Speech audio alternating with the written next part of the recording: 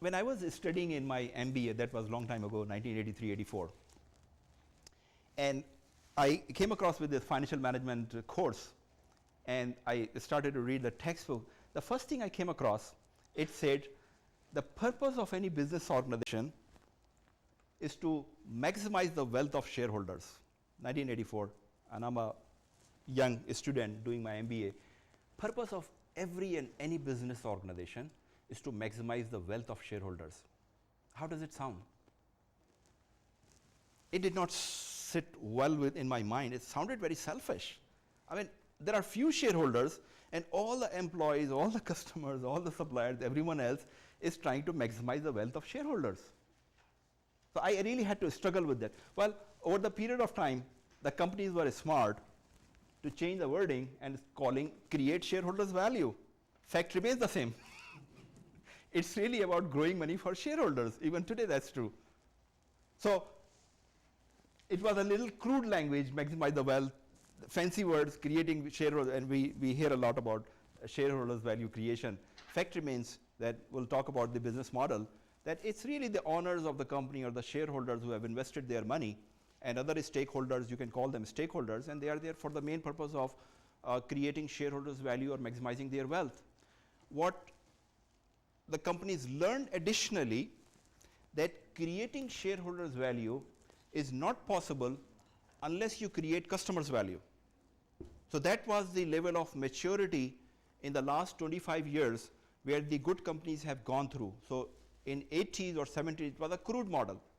The crude model was that if you have the capital, if you have the money, you can invest into plant and capacity. If you have the capacity, you can make a product, you can sell it. That was the business model, 60s, 70s, worked very well. So capital was the main thing, and that is why shareholders become very important. Shareholders had the capital, they brought the capital in the business, they invested, and then grow money.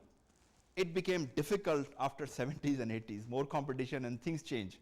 And especially in the last 10, 15 years, the world has completely changed. So they understood that creating share value is not possible until you create customers value, because it is the customer stakeholders who make it possible. Without customer, you cannot grow the wealth of shareholders or create value. And to create customer value, what you need? You need products or services, number one, because that is what the customers are there. But you also need other things. You need technology, which has become very critical, very important in the last 15, 20 years. And then the most important thing, which still many companies forget, is the talented employees, talent. If you don't have the talent, you cannot use the technology. And if you cannot use the technology, you cannot make the good quality product and services. Today, in USA, 60% of the workforce is in the service industry. 60%. Used to be other way around or much lower. What does it mean? 60% people only working in the service sector, what do? They're not the production workers, they are knowledge workers. Knowledge worker means in service industry, you have to use your mind. All of us are knowledge workers. We don't have a given dictated task. We don't start with the process. We have to think wisely, what is best for me to deliver for my responsibility. We are knowledge worker, and there are more and more knowledge worker. Now, the new science about this human behavior is that talented employees are those employees who are autonomous, who make decisions for themselves. So you have a choice as a management. You can tighten their boundaries, come at this time, punch the clock time, because I'm watching you. If you make a late, I'm watching you. And you cannot leave before 5:30, I'm watching you, right? Okay, you watch their time, you capture their time. How do you capture their mind? What are they doing? So good company understood that they cannot really play the same scientific management game with the knowledge worker. In fact, to improve the productivity of the knowledge worker, they have to give more flexibility like this. So when they give flexibility to the knowledge worker, they behave with more responsibility. Just a repetition, create shareholder value, very clear, through creating customer value. And how do you create customer value? Two focus, very clear. Create high quality product and services, because this is all what customer want. And again, I would just refer back to the Amazon experience. It's not only about books I'm buying, it's my experience. So those companies have made the definition of service and product is not only the core product or service you are buying, it's your whole experience. What do you think about the company? How do you experience it from the buying until the book is delivered, even afterwards, after sales warranties and those type of services. So high quality product and services, customer value, and sell those products at a price to result in profit, because that's how you would create shareholder value. So it's not really about making customer happy and delighted and having a loss in the company. The artistic performance of this company is that they are able to create very compelling product and services, highly satisfactory, and still sell at a price where the customer happily buy and they may create value for the shareholders. That's the financial model start here. So it's hands in hands. You cannot separate the financial management of the company from the business. It's fully integrated. And again, integration is that while you are creating those quality and services to make your customer happy, you ensure that there is enough price to have a good margin and make money and create value for the shareholders.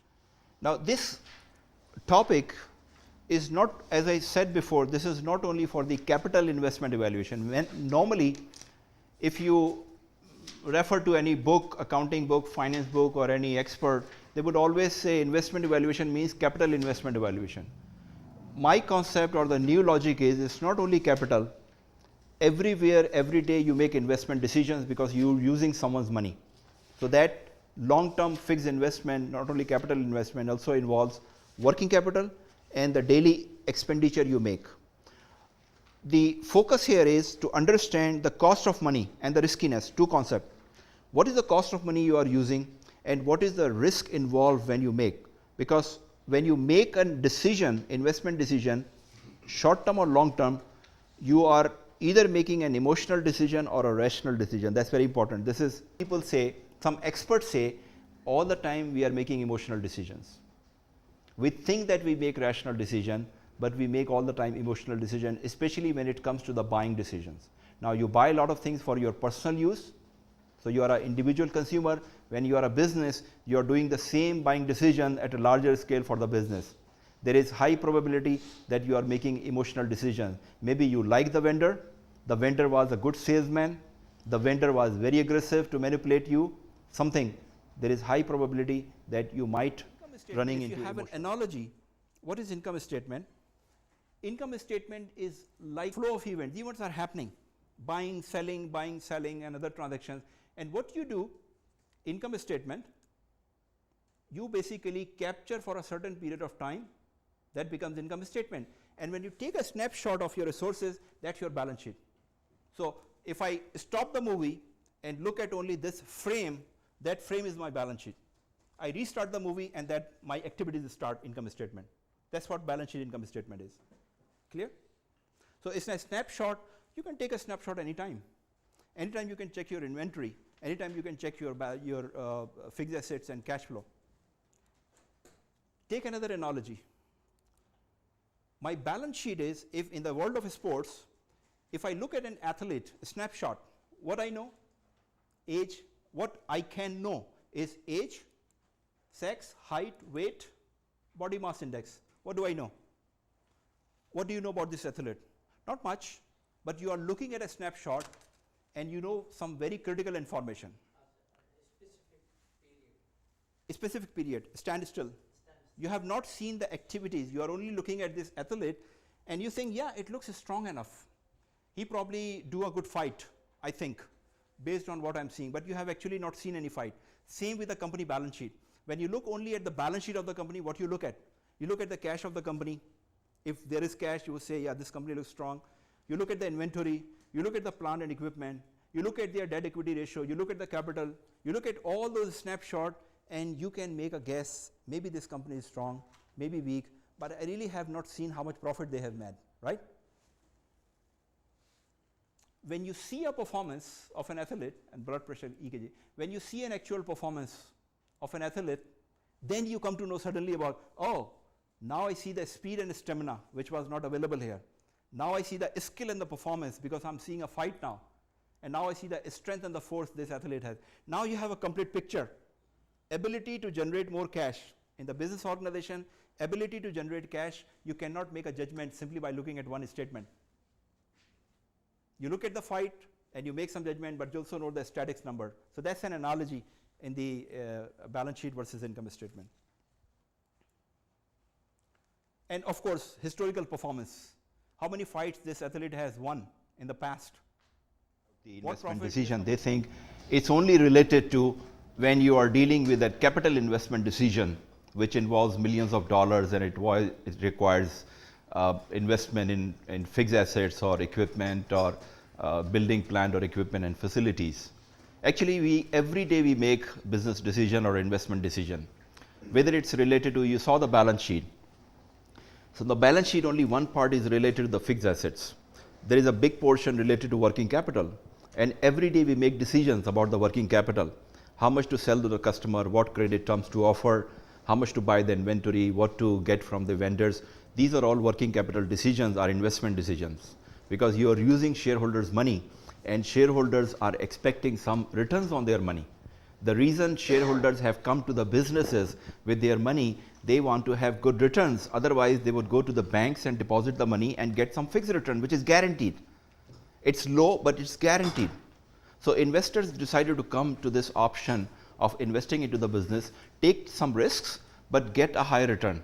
And it is our responsibility as business manager to ensure that the money we are spending on behalf of the investors achieves good return. It's even beyond working capital. Every day we spend money, expenses, and every spend, large or small, we are spending, we need to ensure that ultimately it would achieve some good return, good benefit, more than the cost of the money we are spending. It was a good presentation, and I like very much the way of Saleem bringing from macroeconomic levels, talking about global crisis and the global markets, down to the level of microeconomics on a company. First of all, I want to thank Saleem for his initiative of conducting this workshop. I found it very informative and educational, in addition to being practical in converting the concepts thought and explained by bringing real-life examples and cases. First of all, I would like to thank Mr. Saleem Sufi. The presentation of the finance for non-financial executives or managers which he has presented. And also what I admired is really the global analysis and the benchmarks which has been presented. And what makes real success of this presentation really was the simple language and the practical examples which has been presented. And I believe this was based off the long experience and the exposure of different cultures of Mr. Saleem. I really thank him. Yeah, for me today it was a very interesting meeting. I was, I have to say, surprised about the training and all the information which we have gathered. For me, as an executive manager for an IT, I'm not really focused on finance issues, but more on technical issues. But I think it is a more advantage to use the information which we currently have got. First of all, I need to thank Mr. Saleem very much for the very excellent and very comprehensive and informative sessions over the last 2 days. Also, I need to thank the management to give us such kind of informative sessions. Overall, the sessions are very informative, are excellent information anyone who will attend will have. At the same time, it gives all the business managers attended the same a clear best practice and how the accounting standards to run the business. Also, it's allowing us to understand better and better of measures and best practice around the benchmarking and other companies, how they are doing business and running the business. I think that it has been absolutely fantastic for 2 days.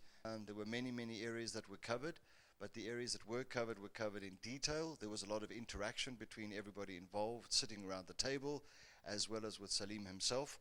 I must compliment him on the thorough work that he did in preparing his presentation, putting all of the information together, and how well it came across. Everything was clearly explained, and it was of great benefit to all of those in the room.